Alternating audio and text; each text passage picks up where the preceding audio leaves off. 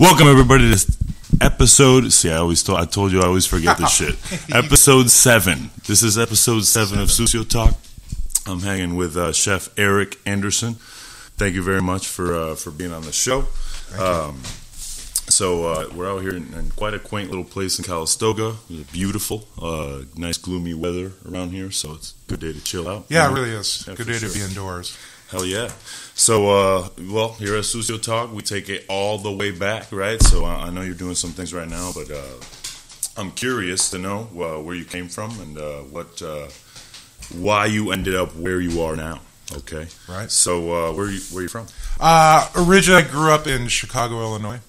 Actually a town just west of Chicago called Downers Grove. Okay. Which is oddly enough home of Randy Macho Man Savage. Oh, there we go. Yeah. Oh yeah. One of my favorite wrestlers. Yeah. So, I love WWE. Yeah. So grew up there until I was about 16. Moved to the city when I was 16 in the north side of Chicago. Yeah.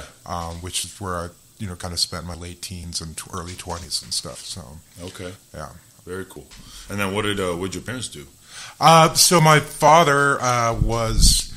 In the 60s, he was a sous chef at the Drake Hotel in Chicago, which is still around today.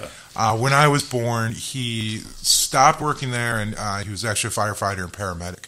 And then my mother and him owned a diner while I was growing up. So, it's kind of funny for me. I think back in my dad how much he worked, because they worked, 24 hours on. And basically, 2 days off. Yeah. And you sleep at the firehouse, and then on his 2 days off, he was working at the diner. Yeah. So it was like, I'm like, goddamn, later in life, I thought about it. I'm like, I really barely ever had a day off. Exactly. Maybe a Sunday, because the diner was closed on Sundays, Yeah.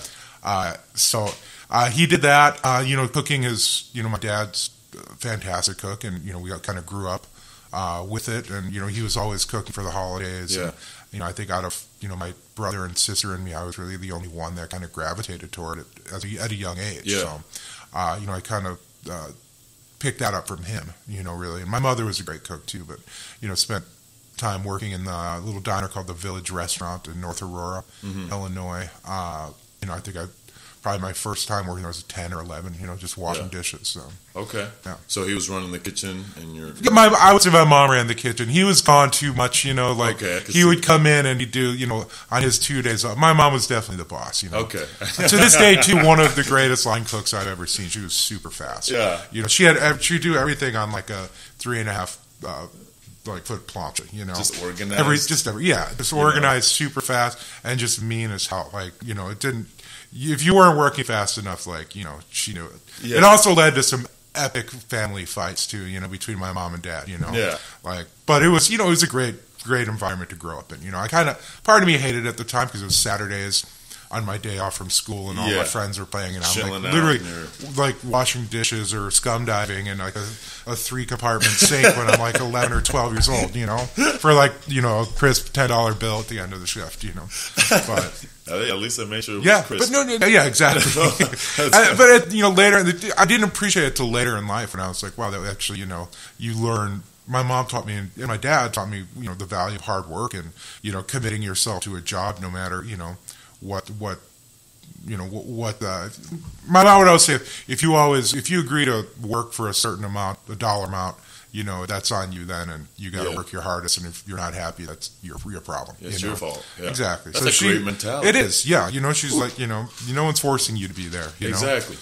So she just, from an early age, just instilled hard work on all of us, and I don't know why I was the only one of us three to really kind of gravitate towards that, but, I have memories of, cooking with my dad. He would always cook New Year's Eve, Christmas Eve, things like that. It was it was a big event when my dad was cooking. Yeah. What kind of food were we talking about? I mean, honestly, some kind of French, the Drake back then was very kind of classic French style, but there was always a little bit of everything. My mother's Mexican. My dad's Norwegian, So it was a weird mix of stuff on the holidays, Mexican food and then potato sausage and limpa bread and scanned herring and stuff. So, it was an interesting time, but it was always fun. They'd always have their friends over, and it was, kind of a fun time of the year, the holidays around our house. So that's awesome. Hell yeah. So you're growing up and everything like that, and then did you know you had a serious inkling towards cooking at that point, or were you just like, I'm just helping my family? I'm just kind of saying, I liked it. I always knew I liked it, you know. But I didn't know, you know, I was a high school dropout. I didn't, you know, just partying a lot, just, you know, trying to earn money for, you know, beer money and buy a bag of weed and just, you know, whatever, you know. So didn't have a serious bone in my body then, you know. It's a great motivator. Yeah, it really is. So you beer know, and weed, baby. Exactly. Yeah. So I really wasn't serious about anything, you know, just hanging out with my friends and, you know, having enough cash to, you know, buy cigarettes and whatever, you know. So I think, you know, I had a few other fast food jobs in between there, you know, at a Ponderosa Steakhouse, which is I still tell stories about working there. It was just a kind of an incredible environment as like a 15-year-old. I think I was 15 when I started working there. Who was working there at the time? So it was all my high school buddies. You know, that's awesome. Yeah, and there was two managers who worked there, and I'll never forget them. Their names were Steve Smoron and Don Ferry. And yeah, we used to just like, I don't know if you're familiar with the style of service at the Ponderosa Steakhouse. You walk in, you place your order, and you get a tray. It's kind of like tray service, but then they bring your food, your entree out to you, and there's a salad bar. But, you know, so the managers were just, it was just, every day it was like, which one of those two is going to be the laziest? You know, they didn't do a goddamn thing. And so we'd do stuff like, even at 15, it's like, you know, we were like little criminal minds. Like, you know, we'd steal beer and then like, you know, smoke weed in the alley, and then. But some days, like if you had to open, they had these big toe chains on the front door, and you had to unlock those to open the doors and stuff. Some days we just leave them on, and they would be, why is no one coming in? They didn't even dawn on them once to just walk up and check and see if the door was open or stuff, you know. But they just sit in their office and they just were flabbergasted why no one was coming in the restaurant. Wow. So it's because we didn't take the toe chains off because we didn't want to work. Damn. And then we had one of those, you know, those black and white press boards with the white letters. And it'd say, "Welcome to Ponderosa. Your managers are Steve Smoron and Don Ferry." Yeah. And we'd obviously change their names around to probably say the obvious, you know. Yeah, exactly. And they would never check, you know. Just it was unbelievable. The first time, I remember we were like after work on a Friday and we sold some beers and we were sitting in this booth and we're rolling a joint. And we're trying to be sly about it. It was me and my buddy Glenn Freitag and Rich Vogel and this kid Scott Mankey. We were rolling this joint, trying to be sly, and then all of a sudden Don, our manager, shows up. He's like, "What the fuck are you guys doing?" And we're like, "Oh shit." Like, "Well, we're rolling a joint, Don." He's like, "Give me that. That's not how you roll a joint." And he's like a 40-year-old man that's sitting down with 16-year-old kids, like showing us how to roll like a proper joint. But I don't know. It was a fun time, you know. Like, hey, man. I literally think my friend Glenn met his wife there, and they're still married to this day. Which is it's pretty crazy. But fast food love, baby. Yeah, total fast food love. I learned how to fucking roll blunts at KFC. So you know. I think those jobs are important, you know, and it also teaches you volume too. Yeah, like, you just get crushed, you know. But it was you bask in that too. Oh yeah, when you're getting crushed and you're that age, you're like whatever. And the meat cook was this guy Charles. I can't believe I remember these people's names. At certain point we'd have to. He was on work release, so we'd have to go in the mornings and pick him up from the county jail, and like he'd work his shift and then bring back. You know, he's on the day program work release. But, that's awesome. Yeah, it was a good job. And then you know I'm trying to like, you know I kind of forgot a part of this. When I was, after I dropped out of high school, obviously no direction. My dad is, like I said, he was a firefighter, paramedic. Mm-hmm. He's like, "Hey, I'll give you a choice of what you want to do, and I'll pay for it. You can either go to the CIA for cooking, or you can go to paramedic school." So I chose going to paramedic school, actually. So I did that for a short time, for a couple years, actually. And then, you know, I was living in the city, and I started working for extra money at this club called the Metro, which is kind of like it's one of the cool, it's like an 1,100 capacity concert venue, you know, and it had a bar in the basement, and so I started working there. A buddy of mine, my brother had always been in bands, and he got me into music, and one of the singers of his bands worked there, and we got to be buddies, and he like, you know, asked me if I needed a job for extra money, so I'm like, sure, you know. And once you get immersed in that kind of a lifestyle, it's real difficult to go back to, a 9-to-5 job. Yeah. You're working, and music is, I've always loved it, and so you're loading in shows, you're like watching free shows, you're getting paid for it. There's just drugs and booze everywhere. So it was like you're 20 years old, 21 years old, and you're like, whoa, this is the funnest thing. The best thing. Ever. Yeah, ever. for sure. And then I get the owner of the club. I worked a lot. I mean, I would work every show, and I was like, I'll work. And it was hard. It was like the main dance floor was on the second level, so you had to go 2 flights of stairs, lugging up amps, some like full PA stuff. But I just saw some amazing shows. Like Bob Dylan did 3 nights there.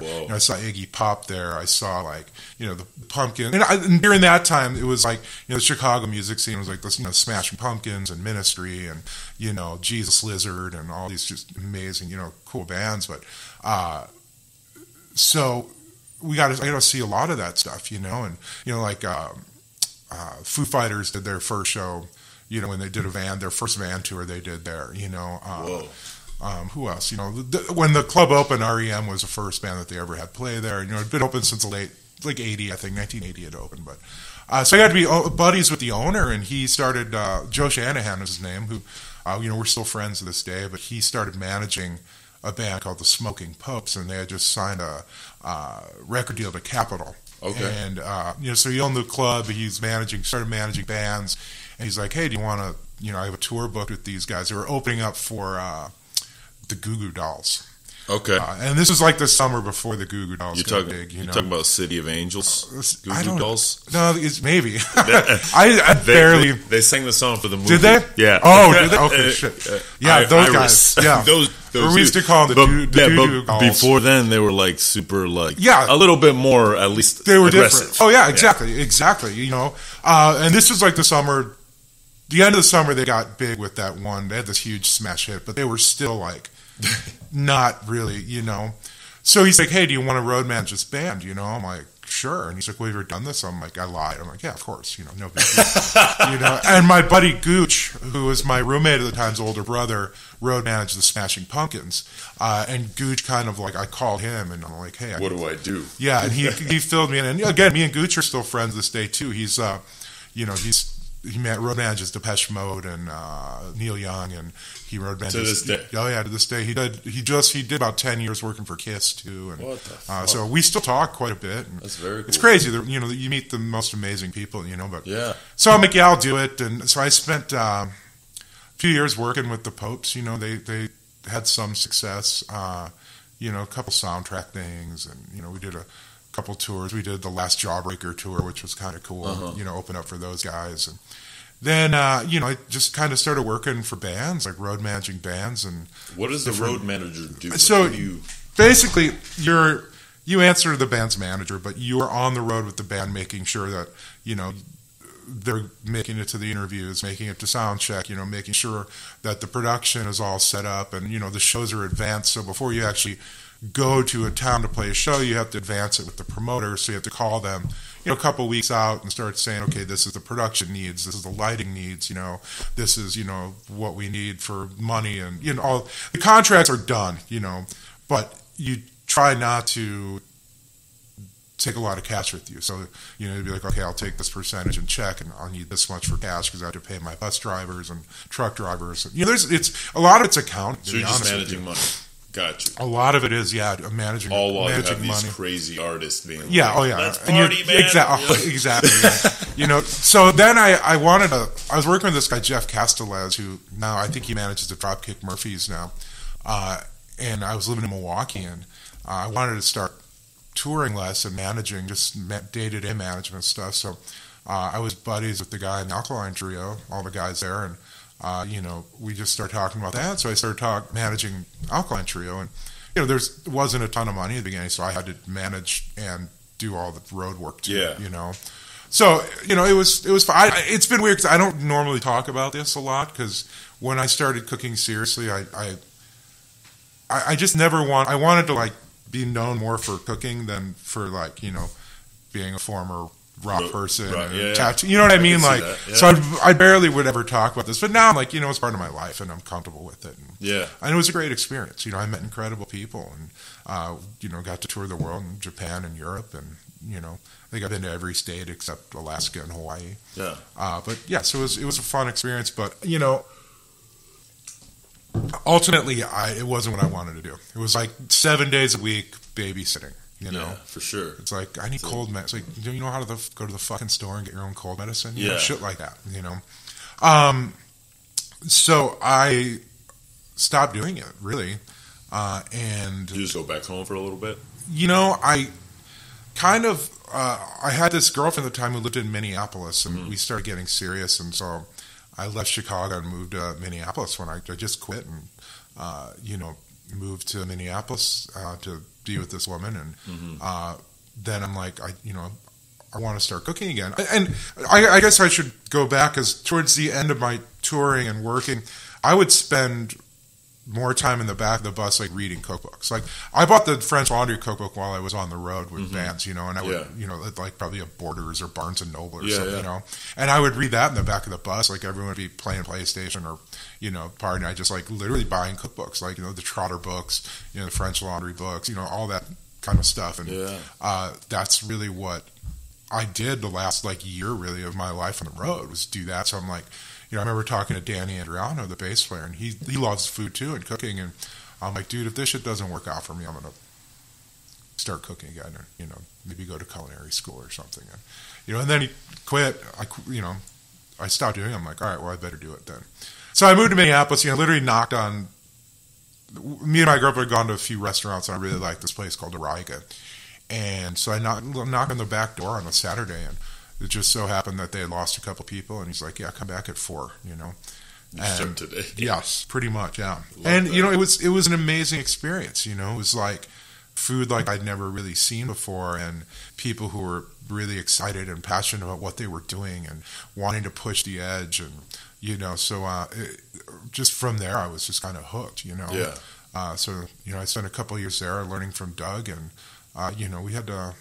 It was a good restaurant when it wanted to be, Sometimes I think sometimes he's still, to me, one of the best cooks I've ever met, but maybe sometimes he gave us a little too much freedom, which was good, maybe not good, like, I could see you know what I mean? I Like, could see that. But, I learned a tremendous amount, and, kind of the whole ethos of like, it's really a lifestyle. It's not a job. Yeah. You have to love this. You have to love it. You can't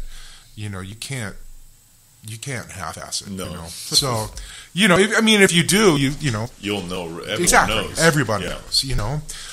So, that was really at Ariga was the true thing that really, kind of planted this seed in my brain. Let me think. Where else? Keep going from there. Yeah, so, let's do it. The restaurant. In between, I spent a little time in 2006 at the French Laundry, so I just kind of moved out here, totally broke. Ariga, what year was that? That was, hold on, 2003, I think. 2003. So then you worked there from 2003 to 2006. These are very rough dates.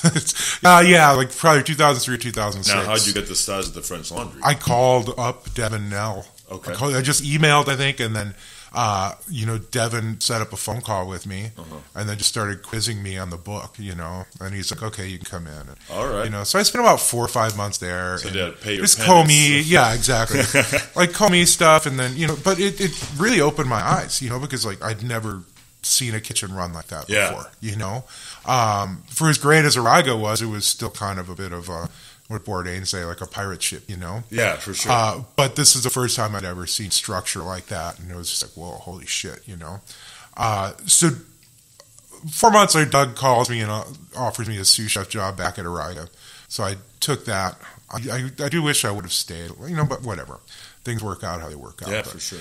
So we did that, and then we ended up closing the restaurant shortly after that, after I got back, like maybe 6 months or something, which was, I was actually bizarrely emotional about that. It's funny how attached you get to things in restaurants. For sure. Yeah. From that point, I've always kind of, in my brain, treated restaurants as living, breathing things, like the structures. Yeah. Like, I get it. To the point where when I write menus, it's very difficult for me unless I've been in the space or been in, you want to feel it. And you want to, each physical space, I think, demands something a little different than for sure. you know. So after Doug had taken this, you know, it was one of those I need a job kind of jobs, you know, we've all done. This place called Mission American Kitchen, which was kind of a big lunch place for like businessmen. It was right downtown. It was the former Aquavit space when Marcus had opened Aquavit in Minneapolis, and that closed. And so I went on as Doug sous chef there and pastry chef. That's how it always happens. Yeah. I think we lasted a year there. And then I got an offer from another chef who I really respect in town, Stephen Brown. He was... How did you know about him? Sort of. So through my friend Josh Haberger, who me and Josh had worked at Ariga together. Gotcha. And then Josh and Stephen were buddies, and you know Josh had worked at Kraft, and you know he was one of the opening cooks at Alinea. You know, but some Minneapolis guy, you know. And me and Josh got to be really close friends pretty quick, and Stephen was opening this new restaurant at the Hotel Ivy, which was Starwood, like luxury hotel. And this was like when the Republican National Convention was coming to Minneapolis. And there were all these brand new hotels opening up, and you know, everyone they kind of went overboard on it, you know. Yeah, I could see that. Yeah. So I signed on as me and Josh. Josh was a chef de cuisine, I was a sous chef. And then Stephen was a chef, and Stephen was just a great chef. He had this restaurant called Levon that I used to love to go to. It was like some of the best. Actually, me and my roommate were talking about it last night. Restaurant Levon. It was just, you know, just kind of very progressive food. And keep in mind, we're in Minneapolis, you know what I mean? So it's not like, you know, we're not on the coast or anything, but just absolutely great meals there. And he left there and did this hotel project, and I think we were all a little in over our heads for the hotel world, you know, because it just demands a little bit different than just an independent restaurant. I can see you. So you know, none of us really lasted that long. I think I was the last one to go from there. You know, and like I said, that restaurant was great for like 3 months, you know, and then we all started either getting fired or leaving. You know, I got an offer from a chef named Tim McKee. Who Tim was kind of one of the, I told you there's like 3 chefs that I really admire. Tim was the third one. And, you know, I kind of told myself I wanted to work for all 3 of these guys. Tim was the first chef from Minneapolis to win a Beard Award, and you know he was Food and Wine Best New Chef in like '98 or something. You know? Great guy, great human being, just great. So he was. He wanted me to be the executive chef of this restaurant called SeaChange, which was at the Guthrie Theater in Minneapolis, and the Guthrie was, you know, a large theater building with 3 things. It's actually one of the probably best, like outside of Broadway, it's like one of the most legitimate, you know, theater places in the country, you know. So when I agreed to do that, and like I remember the first 2 months, they were doing 3 different plays by Tony Kushner, who like, Tony Kushner is probably the most famous living playwright. He wrote like Munich and Angels in America and all this stuff. And I remember like I'd make him dinner at 11 o'clock every night. You know, it was like a legit theater place. It was cool. And we also got tickets too, like when we free tickets. So it's like I saw I got some cool plays, and you know. But that was where I kind of really started. I don't know, becoming my own a little bit, and sort of not needing anybody. You know, and you know, the food we did there, you know, my sous chef at the time was this kid, Jim Christensen, who, you know, Jim's a fantastic cook. And, you know, he went on to be a Food and Wine Best Sous Chef a couple of years back. And, you know, it's just like some of the great memories, like working there. You know, where I met Jamie Malone, who, you know, we, you know, dated for years and went on to open the Grand Cafe together. You know, just made a bunch of great relationships. Yeah, for sure. Know? So it was a fun time. You know, it was super fun, you know. And then from there, me and Josh decided to open up Catbirds Eat, and we, you know, we didn't have that name at the time. But, what was it originally? Well, we didn't even have like Ortolan. I think we want to call it Ortolan originally.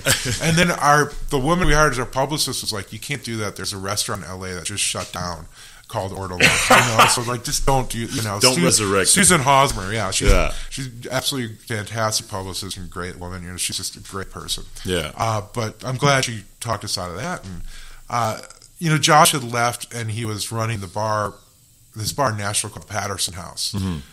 And oddly enough, my family lived in Nashville. Okay. So it was kind of a weird coincidence. And then the owners of the bar, I came out there and, Josh had been talking to them about this restaurant idea we had, and they were like, well, we want to get the upstairs space. It was this old house, the Patterson house was this old house, and we want to get the upstairs space. It's a hair salon. Would you guys want to do the restaurant there? So we're like, yeah, sure, So they started construction on that. Josh had moved back to Chicago briefly to open up Aviary with Grant. Wow. And then I went, during the 4 or 5 months, I went to Noma to kind of kill 4 or 5 months for the construction. Exactly, yeah. And spent time in the test kitchen with Sam Nutter and Torsten Vilger and Lars. And I did some of the services too, but mainly on the houseboat there. Okay. Which is great. It was super eye-opening. It's like pretty cool to see how those guys, the whole process of that restaurant. And that was early on too, at the old building. Who was the CC at that time? It was Matt Orlando. Okay, Got you. Who Matt's an absolutely great guy. Oh my God, amazing. Yeah, and that's where I met Trevor Morin, who later came on to Capert Seat to be my sous chef at Capert Seat. Trevor's still there. He just opened up. Trevor's food's incredible. He came and did it. He did 12 days. So super cool. Yeah, so Trevor just opened up a dumpling shop called Locust, named after the band Locust. And I mean, that's the only time I've eaten at Capert Seat was when he was there. When I left, he took over for me, and that was the only meal I've ever had there, and it was just incredible. He's just extremely talented. Yeah, he's got that energy too. Yeah, the he's energy, like just there, little Irish guy. I'm like, it's incredible. So I'm very grateful. Me and him are still close, and but yeah, the food at Locust looks incredible. It's just like dumplings and shrimp toast and kakagori. I remember he started kakagori with anybody. It got really trendy. Yeah. But I remember he was doing that before, because when I moved back to Minneapolis after Capert Seat, I started doing these yakitori pop-ups. Me and Jamie did. We had him come down for one of them, and he did like this. His brought his kakagori machine. We had a great time. And then all of a sudden, maybe 6 months later, you saw it everywhere. He had gone to Japan for like a month or something. That's where he saw it. But he's absolutely incredible. Like I love that kid. He's great. Yeah, I talked to him a little bit. Last time I talked to him was while I was on my trip. Because I did this wild trip in February, and I just went every 3 days. I was in a different country. Oh, really? And awesome. He's like, what the fuck are you doing? Yeah, why don't you just stay in one place? A little bit. Exactly. Learn it a little more. Yeah. I mean, I had never been overseas, so I was like, I got 1 month. Oh, really? And I'm gonna hit at least the major cities for 3 days, and then whatever. But then, as I was leaving countries, they would close for COVID. Oof. So it was like I was leaving, and then I got back and was like shut down. So. Have you ever been on a cruise before? Yes, I have. I love it. You loved it? I love it. Really? Holy shit. Dude, I went it's funny because when I talked to Chef about it, he's like, fuck cruises. Yes! And there's people that say, fuck cruises. They hate it, right? I'm one of those. For me, I'm like, just, look, I love wrestling, right? Yeah. All I have to do is like high school wrestling, or like professional fucking wrestling? WWE. Oh, right? really? Right? Yeah. So you and my dad would get along. Right? Yeah. So I have to suspend my disbelief, right, in order to enjoy it, right. Awesome. So I feel like when you go on a cruise, that's what you have to do. Yeah. You have to be like, I'm here, and I'm gonna be drunk the whole time, and that's it. Yeah. So we went. When you get. Why do you hate him so much? After Chapter had opened, you get like me and Josh would get like a best new chef thing, and they offer these cruises for you. Like if you want to do culinary, like it's free. It's like a 10-day cruise. Yeah, we didn't do it. I did not choose to do it because if honestly the restaurant is so small, like it was like if we left, we had to shut down. You know, like if one of us was gone, we had to shut the whole place down. That. But after I left, and Jamie, who me and Jamie were dating, and she got the best new chef thing like a year or two later, and she got offered a cruise. So she's like, "Hey, you want to go on this cruise with me?" I'm like, "Sure," But it was man, it was miserable. It was some of the you have to try real hard to make food taste that bad. Yeah, I hear you. The first night we started on Barcelona, and I love Barcelona. I love Spain. I bought all this fucking stinky cheese and all this stuff, and I brought it in the room. And like after a day, she's like, "You got to get rid of that shit. Like this room's way too small to have like this pata de cabra like sitting there fucking stinking up the place." She's like, "I didn't want to know what the maid thinks." But we had this great meal the first night. And I'm like, "Oh, this is going to be cool," Yeah. And then every day, the whole cruise ended with me just eating Nathan's hot dogs by the pool because it was just like everything else just tastes the same. Just garbage. Oh yeah, but anyway, I mean, I went on a cruise 15 years after you did, so they've gotten better. Good, Good. And I loved it because when I went, the dinner was like old school culinary school recipes. Yeah, no, I could see that being cool. It's done well. Like, it was really done well, and I was like, you know what? I'll have a molten chocolate cake for 7 days, right? Yeah, Michelle Bras, man. Exactly. That's cool. Yeah, maybe I don't know. There's try it again. And maybe I will. 5 years after the COVID shit's gone. Yeah, you never know. God, I hope it ain't 5 years. There were also other things that were terrible, like there were comedy shows. That was amazing. We had a magician show. Yeah, it was so bad. It was like, and it wasn't supposed to be bad. Exactly, but it was just horrifying. Like he was like doing these ring. The juggler too kept dropping shit. Yeah, and you look around you, and everybody else is like fucking. That part was amazing. I will say. And the only other thing is that gambling, because you can gamble karaoke. Yeah, like all that shit. So there were some good parts. Yeah, for sure. And you can drink all night long. Yeah, it's 24 hours. Yeah. So that has some good sides of it. I ended up smoking weed on a fucking golf course on the 3rd floor. So you had a boat. I saw one. We docked, and I saw one boat next to us that had like a golf course thing on it. I'm like, why don't we have that? So sick. Ours is kind of like. You're like a little rundown, maybe. That's probably why you didn't have a good time. Yeah, the one I went on was. I remember we were supposed to go to Marseille, and I was stoked to go there. Get, like bouillabaisse or something, And then there was like a dock workers strike, and they wouldn't allow the ship to dock.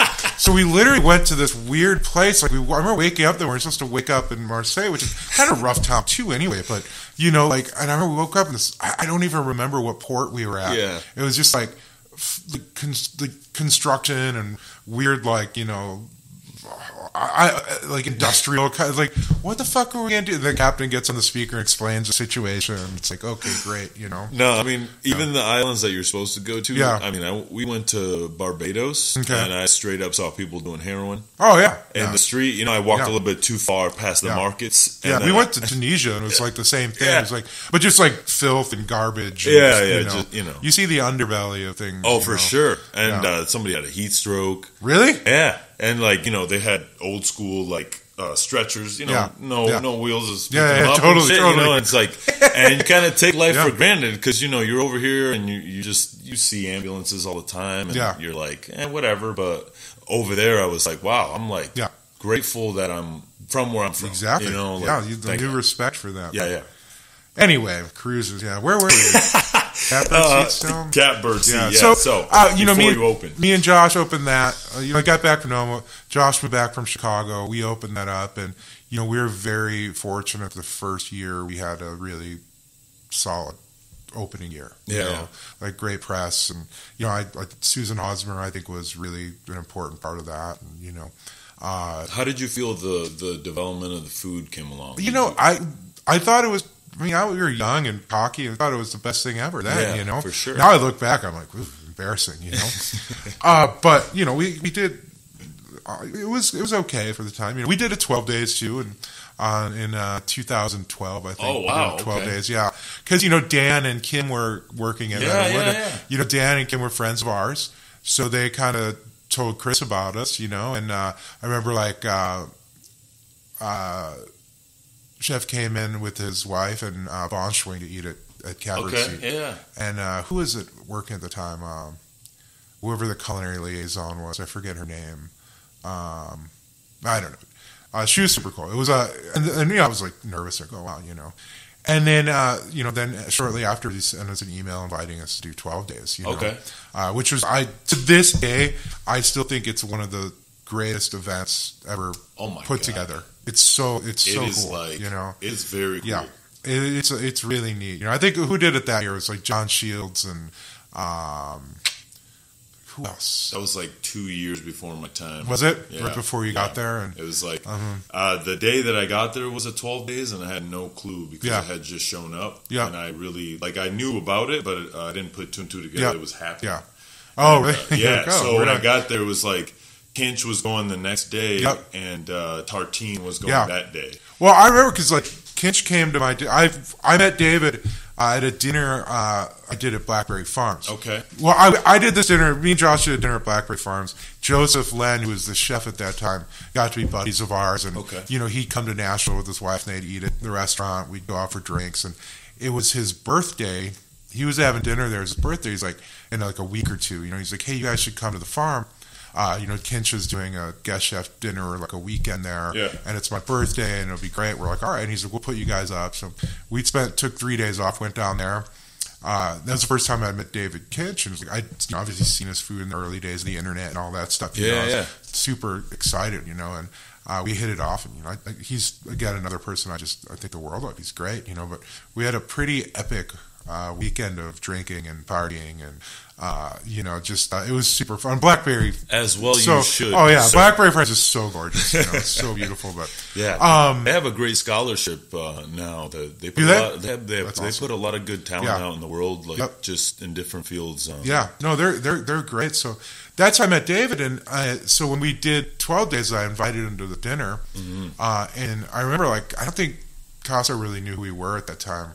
Not that he should have, but we sold it out pretty quickly. And then, Thomas Heller and David Kinch both asked to come. And, and I remember he sent us an email. He's like, well, I don't know who you two are, but everyone wants to go to this dinner, But it was, it was fun. And I am personally kind of a big fan of Chris's sense of humor. So, I think he's an amazing chef and great guy, It was super fun, man. It was like one of those experiences for me that has always stayed with me, and it's kind of for me the benchmark of every guest chef dinner I've done or any event I've ever done. Like none of them come. I've done some cool ones too, and none of them come close to that. That was epic. I think the level of hospitality that they teach you to give to a guest chef, to the lineup, they're like. A guest chef should need for nothing. So as soon as we're taught, as soon as we see the guest chef just kind of looking around, there's 30 what people. It's like, what do you need, sir? But we had a blast there, and that's so cool. What else did we do? We did. I'm trying to think. At that point in time, were you like Catbird Seat is my restaurant? Will right now for sure, dude. It was and then I think. I'll be the first person to admit that, shit goes to your head and you start acting like an asshole, Yeah, for and sure. You're younger and, so I think, kind of Josh decided he wanted to move on and do a couple other projects, and I stayed, and just by luck would have it, while this transition was happening, Trevor Morin reached out to me and he's like, hey, I'm going to be in Nashville. Yeah. He's coming from Copenhagen. He's like, I'm going to be in Nashville. A friend of mine's there and she's sick. Someone he grew up with. Yeah. He's like, can I stay at your house? I'm like, sure. So he came in the restaurant to eat, had a blast, and oddly enough, I needed someone to come in, as my sous chef. And I asked him, he's like, yeah, for sure. So him and his girlfriend moved out there. And, we had a great, it was a good, we spent about a year working together out there. And then I decided to move back to Minneapolis, Yeah. Me and Jamie had wanted to open a restaurant together, and so I moved out there. God, I don't know what the year was. I moved back to Minneapolis, 2014 or 15. And we had these huge plans to open up this fine dining place, and we literally spent 2.5 years trying to get it open, and I think it's just one of those things that just wasn't meant to be. Lease with 2 or 3 leases fall through, different spaces. We had this partner who was just the worst. In hindsight, it was the worst idea. I'd found this building in the North Loop, which is kind of the hip neighborhood, and the rent was like $10 a square foot. It was insanely cheap. And our partner's like, why don't I buy the building? So we're like, is that, going to be good? And he's like, yeah. He buys a building and then hands us a lease, and the rent was $38 a square foot. It's like, how is this good for me, motherfucker? You know what I mean? So it just, just shit like that. And then finally realized it just wasn't going to happen.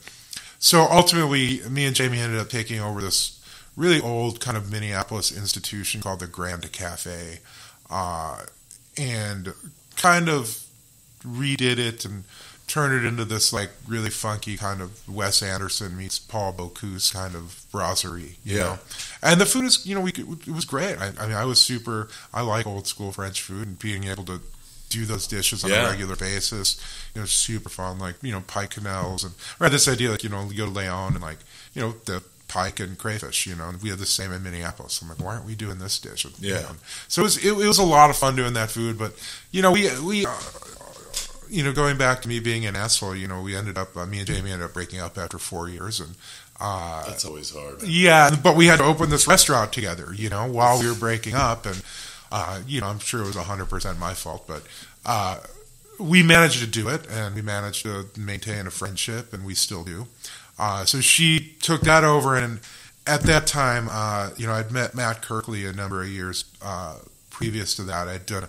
He invited me. Actually, I think Steven Torres was doing one of his Roots of American Food, like get-togethers in Chicago, and he was doing a dinner at L2O, and he invited me down to be one of the guest chefs at this L2O dinner. It was for Jeremiah Tower. All right. So it's in that Tower documentary. That the scenes in Chicago are the dinner. Me and Kirkley. It was like Dominique, me, Matt Kirkley, Bryce Schumann, and Michael Lascanis, who was one of my favorite pastry chefs in the world. That's so cool. So I met Matt there, and then a couple years later, we kind of like both love old school French cooking and punk rock, and so we just hit it off.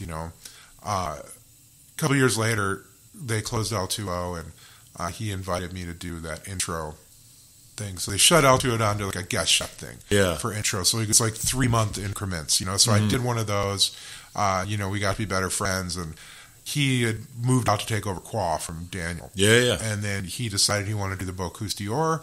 So he started calling me in Minneapolis and putting the bug in my ear. And I think I said no a couple times. And then finally I just realized, like, why not? Yeah, I mean, my former partner is, this restaurant's too small for two chefs, for sure. So I thought it was just a better move to come out here. And plus, like, I've always loved it out here, So, made it to Qua. Which was a great experience / interesting, and got to do like Matt actually asked me to be one of his assistant coaches for the Bocuse d'Or, which was super fun.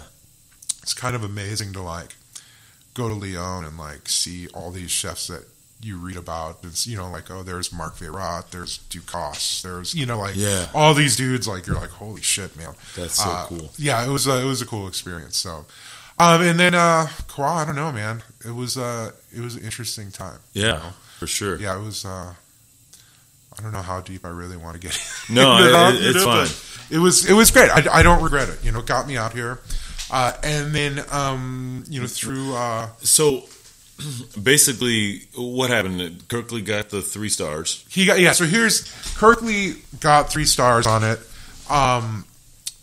And that was always the goal of that restaurant. And I really think, Matt, to me, Matt's one of the most technically gifted chefs I've ever seen. And his food is delicious, and he was going to get 3 stars, no matter where. He'll do it again, too. I guarantee it. He's so incredibly gifted. But, so he got the 3 stars and decided to Bocuse. So the week the guide came out, like, he had set back, already. And then I came in and, it was obviously a 3-star, but not my 3 stars, so. And then, traditionally, I think, Michelin, when you have a new chef, it's, wipe the slate clean. And, exactly. So I got 2 my first year there, and then got 2 the second year. And which was great. I mean, I was kidding them. I never thought in my life that you'd have Michelin stars, ever, man. So it was like, fuck, man. Because that shit follows you everywhere from now on. It's like it's Michelin cool. star, Erik Anderson. Which, it's a dream of mine. Like, I like that shit, dude. I think a lot of people, I like they dog old on school it these French days, stuff fuck and that. Michelin. I do, man. Like, I love Michelin too. Like, it's just like, I'm not going to be that, Nobody, I'm not trying to say that it's right to like cook for it. Agreed. Cook for the stars, but agreed. Just do what you do. And do what you do if it follows it, like exactly. Accept it and love it. But so it was that part of it was a very cool experience for me, and there was I had some great cooks working for me at Qua that Yeah, Jordan comes up.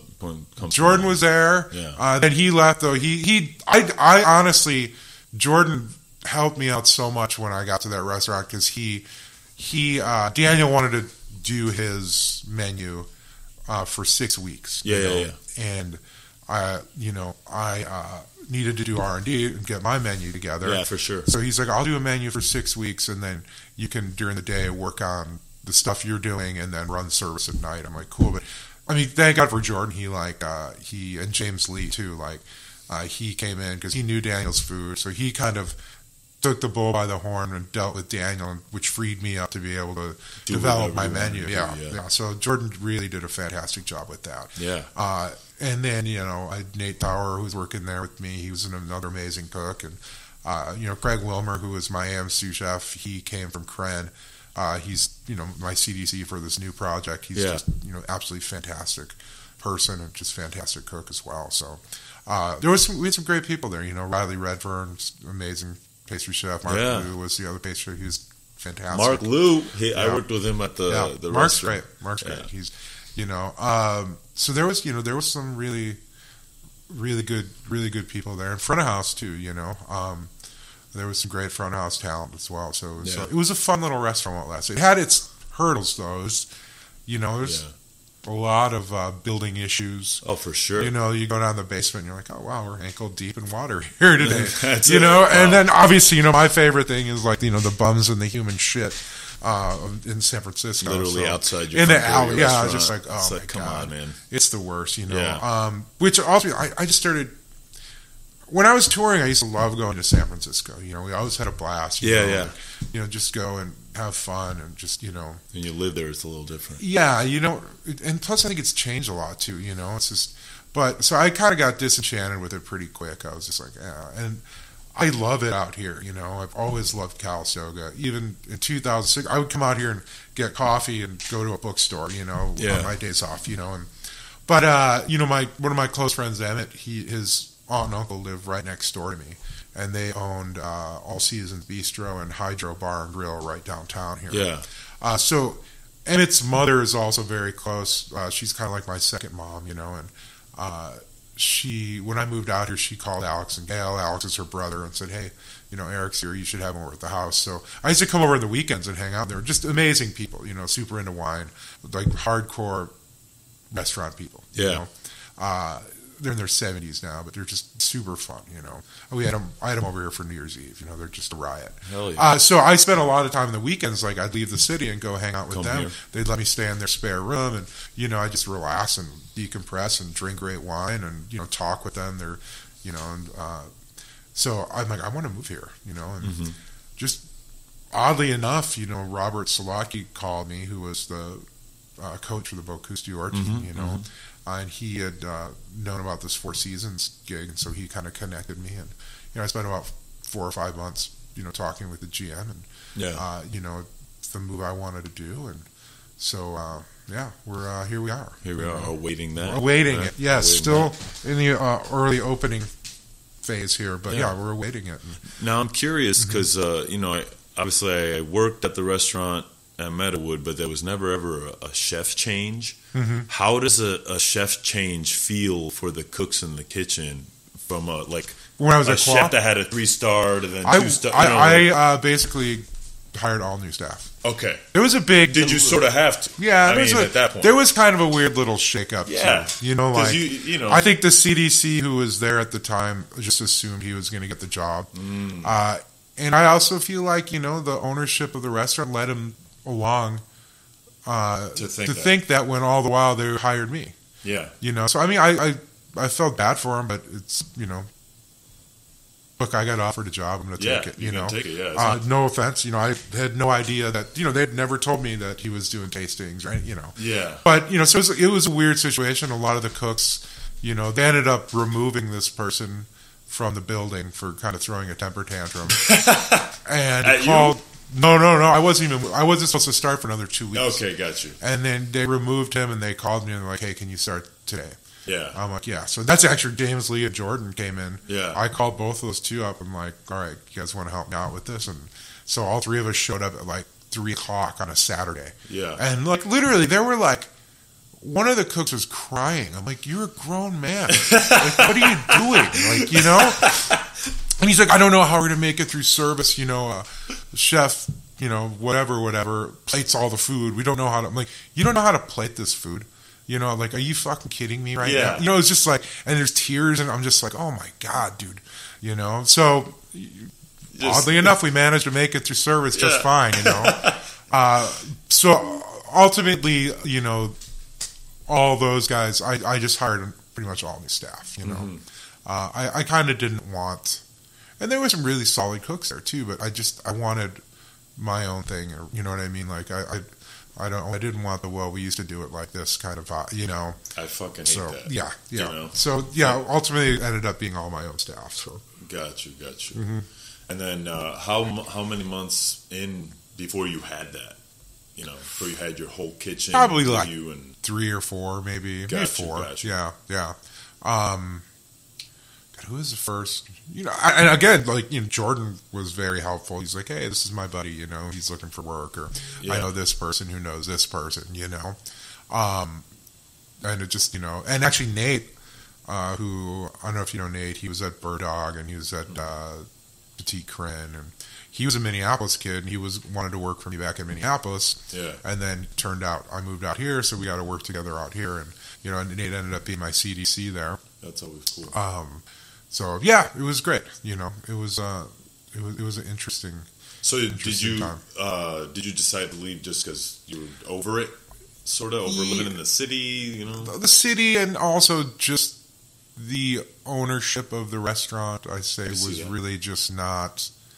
You know, not what you wanted to be a part of. Exactly. Yeah, it was just not a vibe that I just didn't want to be associated with it. And, you know, there's definitely a lot of smoke and mirrors with how certain people would portray themselves via social media, and the reality of the situation was something completely different. That is some horse shit. It is horse shit. When you use social media as a tool to show your best side. Yeah, and then like it's the exact opposite. And everybody knows it. Yeah. You know, like, so again, I'm.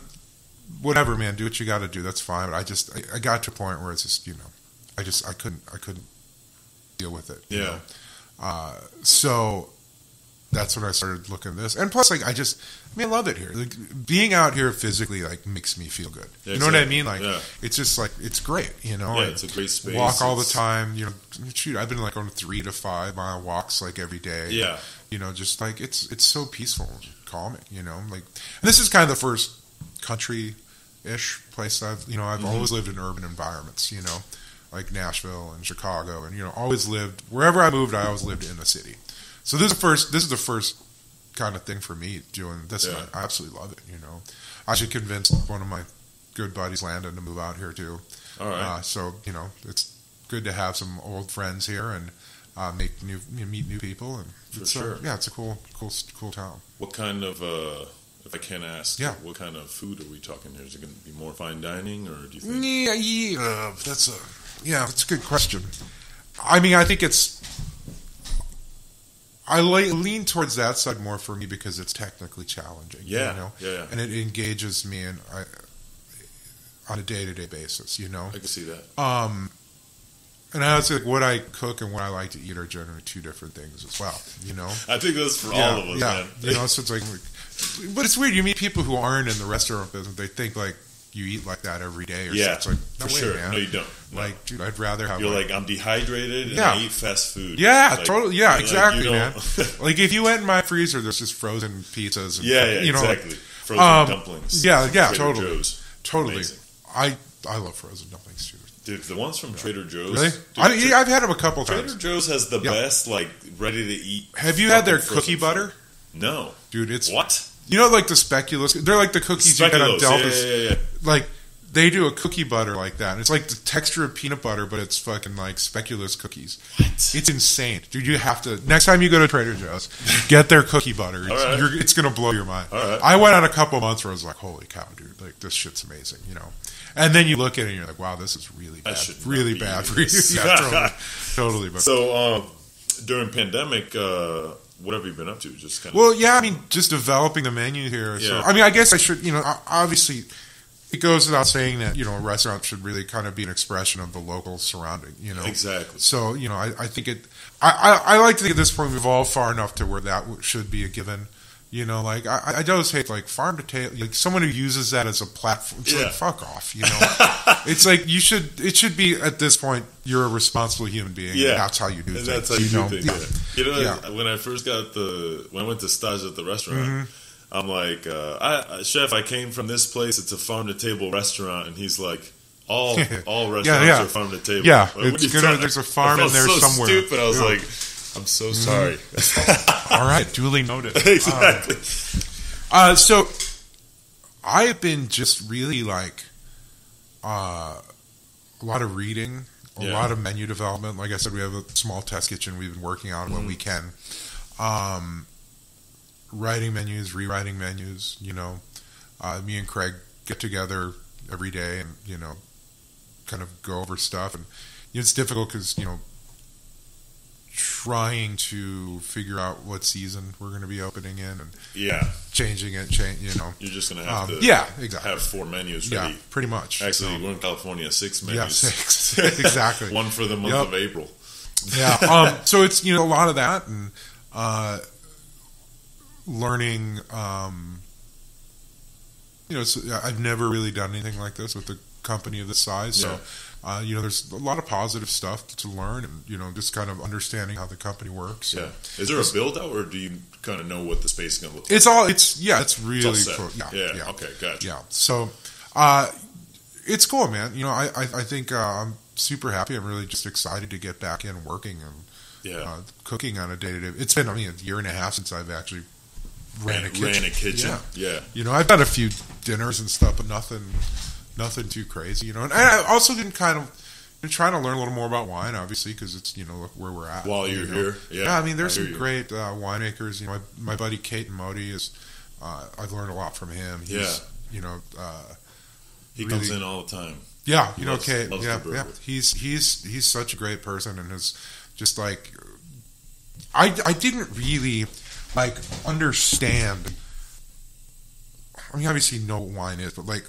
When he walked me through his vineyard and just hearing him talk about it and the way he talk, it's kind of just a light went off in my head. I'm like, holy shit, like that's fucking how it should be. Yeah, totally, man. So, I just think he's super talented, and I dig what he does, and there's just just trying to like immerse myself in this place, and learn more about it, and go on a lot of walks, and it's just it's pretty much it. Just counting down the days, hopefully, for this shit to wind down. I hear you.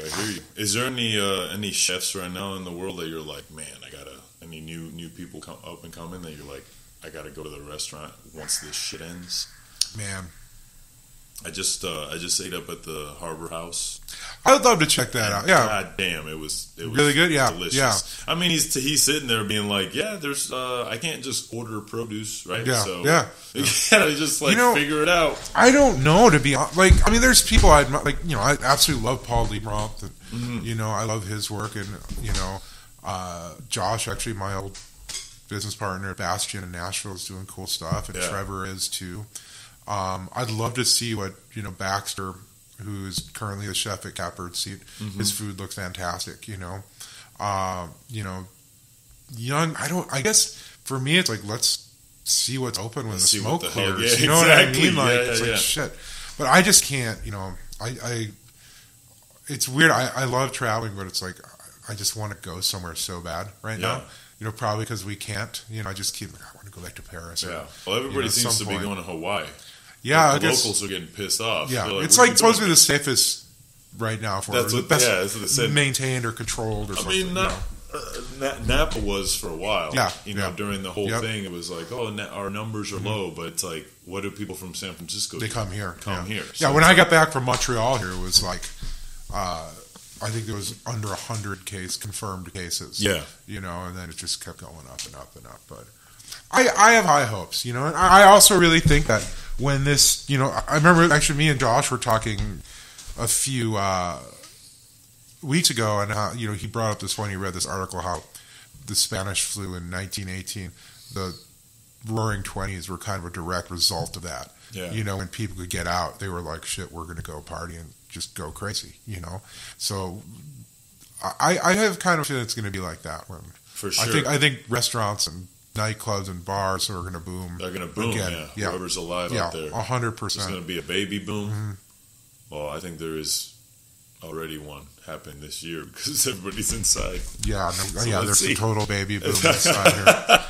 Yeah. Let's see. Yeah. Oh, well, thank you, Chef. Yeah, do you feel like you had enough? Hell yeah, awesome. Man. This is awesome. Cool. You're gonna, when I do this, it's like I always get a lot of feedback from everybody who listens, and they're like, I was inspired by this that person said, and like to hear that, you're a high school dropout, and here you are. Yeah. You know what I mean?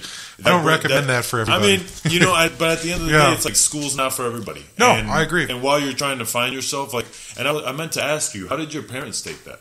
Were they like cool? Or were... Not necessarily,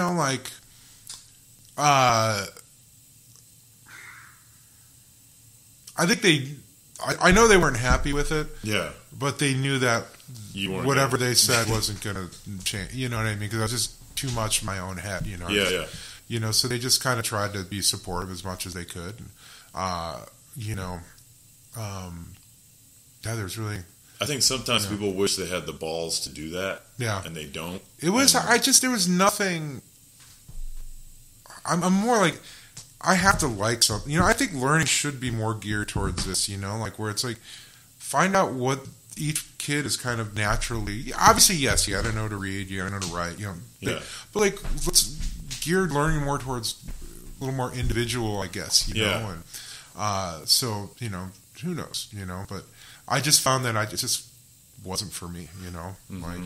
And then when I, found something I liked, I feel like you can excel at it. For sure. It's engaging, and I want to do it. So, yeah. I'm sure your parents were proud after opening all these. Well, the thing is, my mom passed away in 2001. Okay. So I was still working in music at that point. All right. Yeah, but hopefully she knows what's going on. Oh, she definitely does, man. Yeah, she definitely does. All right, Chef. Well, cool. Thank you very much. Hey, thank you, man. I really appreciate it. Yeah, for sure. What's your setup? Can I take a look here? Yeah, for sure. Can I take a look here? Yeah, for sure. Can I take a look here? Yeah, for sure. Can I take a look here? Yeah, for sure. Can I take a look here? Yeah, for sure. Can I take a look here? Yeah, for sure. Can I take a look here? Yeah.